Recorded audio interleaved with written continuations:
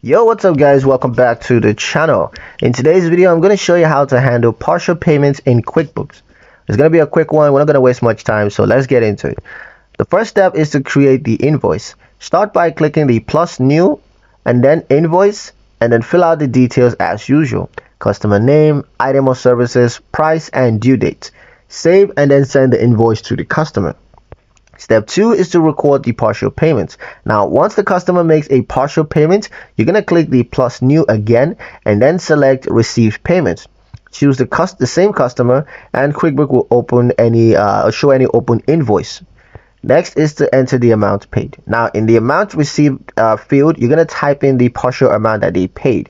For instance, $500 for a $1,000 notice, or it could be $10,000 for a $100,000 notice. Select the payment method and then the accounts to deposit the money into. Step 4 is to apply to invoice. So ensure that the partial payment is linked to the correct invoice by checking the box next to it. QuickBooks will apply the amount and then show a balance due. Next step is to save the payment. Click save and close or save and new if you're recording more payments.